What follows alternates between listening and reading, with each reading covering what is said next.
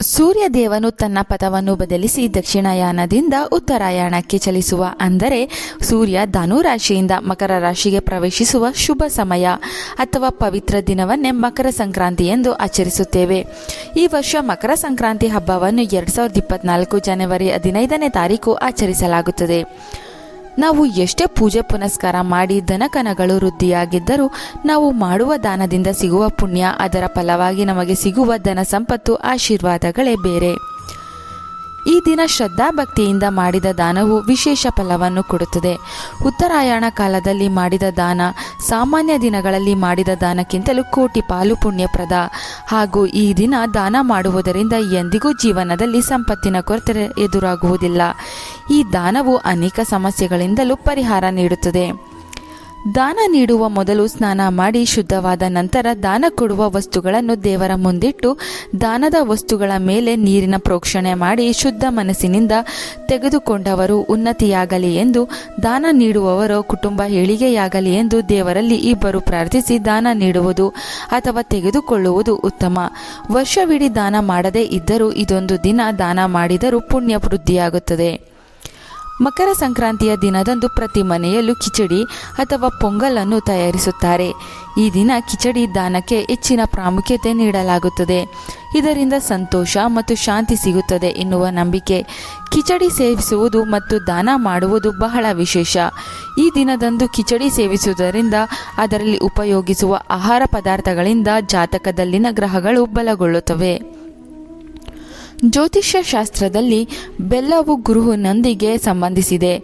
ಈ ಬೆಲ್ಲವನ್ನು ದಾನ ಮಾಡುವುದು ಮಂಗಳಕರವೆಂದು ಪರಿಗಣಿಸಲಾಗಿದೆ.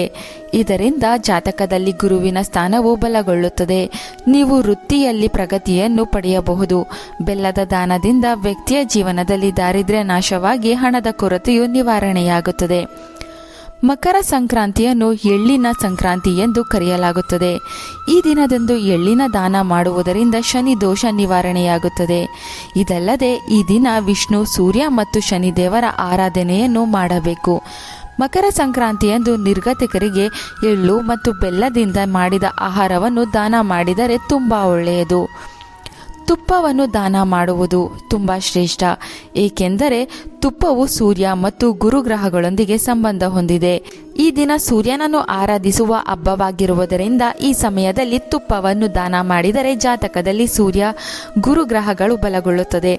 ಈ ಎರಡೂ ಗ್ರಹಗಳು ಜೀವನದಲ್ಲಿ ಯಶಸ್ಸು, ಸಂತೋಷ, ಸಮೃದ್ಧಿ, ಗೌರವವನ್ನು ತರುತ್ತದೆ. ವೃತ್ತಿ ಜೀವನ, ವ್ಯಾಪಾರದಲ್ಲಿ ಅಭಿವೃದ್ಧಿ ಹೆಚ್ಚುತ್ತದೆ. ಆರೋಗ್ಯ ಸಮಸ್ಯೆಗಳಿಗೆ ಪರಿಹಾರ ಸಿಗುವುದಲ್ಲದೆ ಲಕ್ಷ್ಮಿಯ ಆಶೀರ್ವಾದವು ಪ್ರಾಪ್ತಿಯಾಗುತ್ತದೆ. ಉದ್ದಿನ ಬೇಳೆ ಅಥವಾ ಉದ್ದಿನ ಕಾಳು ರಾಹು ಗ್ರಹಕ್ಕೆ ಸಂಬಂಧಿಸಿದೆ. ಈ ದಿನ ಉದ್ದಿನ ಕಾಳು ದಾನಕ್ಕೆ ವಿಶೇಷ ಮಹತ್ವವಿದೆ. ರಾಹುವಿನ ದೋಷಗಳು ದೂರವಾಗುತ್ತದೆ. ರಾಹು ಗ್ರಹದ ಅನುಗ್ರಹದಿಂದ ವಿಶೇಷ ಫಲಗಳು ಪ್ರಾಪ್ತಿಯಾಗುತ್ತದೆ. ಆದ್ದರಿಂದ ಸಂಕ್ರಾಂತಿ ಹಬ್ಬದ ದಿನ ಉದ್ದಿನ ಬೇಳೆ ದಾನ ಮಾಡೋದನ್ನು ಮರೆಯಬೇಡಿ.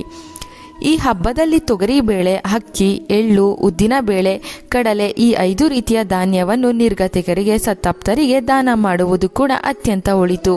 ಇದರಿಂದ ನಮ್ಮೆಲ್ಲ ಇಷ್ಟಾರ್ಥಗಳು ಸಿದ್ಧಿಯಾಗುತ್ತವೆ.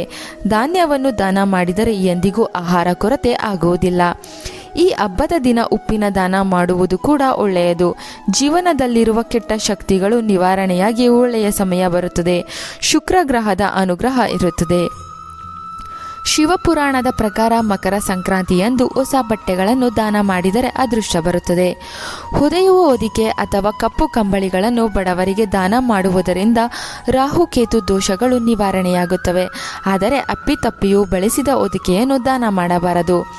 ಸಂಪತ್ತಿನ ಅಧಿದೇವತೆಯಾದ ಲಕ್ಷ್ಮೀ ದೇವಿಯ ಅನುಗ್ರಹಕ್ಕಾಗಿ ಈ ದಿನ ಅಕ್ಕಿಯನ್ನು ಬಡವರಿಗೆ ಅಥವಾ ಅನಾಥಾಶ್ರಮಕ್ಕೆ ದಾನ ಮಾಡಬಹುದು. ಇದರಿಂದ ಧನ ಸಂಪತ್ತು ವೃದ್ಧಿಯಾಗುತ್ತದೆ. ಈ ದಿನ ಮೊಸರನ್ನು ದಾನ ಮಾಡುವುದರಿಂದ ಆರ್ಥಿಕ ಸಮಸ್ಯೆಗಳಿಗೆ ಪರಿಹಾರ ಸಿಗುತ್ತದೆ.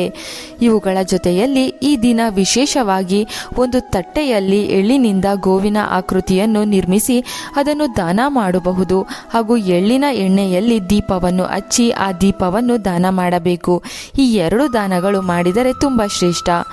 ನಾವು ಮಾಡುವ ದಾನದಿಂದ ಯಾವತ್ತೂ ಕೆಡುಕು ಉಂಟಾಗುವುದಿಲ್ಲ. ಅದರ ಬದಲು ನಮಗೆ ಅಷ್ಟೈಶ್ವರ್ಯ, ಧನ ಸಂಪತ್ತು ವೃದ್ಧಿಯಾಗುತ್ತದೆ. ಆದ್ದರಿಂದ ನಿಮ್ಮ ಶಕ್ತಿಗೆ ಅನುಸಾರವಾಗಿ ಯಾವುದಾದರೂ ಒಂದು ವಸ್ತುವನ್ನಾದರೂ ದಾನ ಮಾಡಿ. ಇದರಿಂದ ಸೂರ್ಯನ ಆಶೀರ್ವಾದ ಜೊತೆ ಜಾತಕದಲ್ಲಿರುವ ಗ್ರಹಗಳು ಬಲಗೊಳ್ಳುತ್ತವೆ. ಮನೆಯಲ್ಲಿ ತಾಯಿ ಲಕ್ಷ್ಮಿಯ ಅನುಗ್ರಹದಿಂದ ಸುಖ ಸಂತೋಷ ಧನ ಸಂಪತ್ತು ಪ್ರಾಪ್ತಿಯಾಗುತ್ತದೆ. ಈ ವಿಡಿಯೋ ಇಷ್ಟವಾದರೆ ತಪ್ಪದೇ ನಿಮ್ಮ ಮನೆ ದೇವರ ಹೆಸರು ಕಮೆಂಟ್ ಮಾಡಿ, ಲೈಕ್ ಮಾಡಿ, ಶೇರ್ ಮಾಡೋದನ್ನು ಮರಿಬೇಡಿ. Thank you.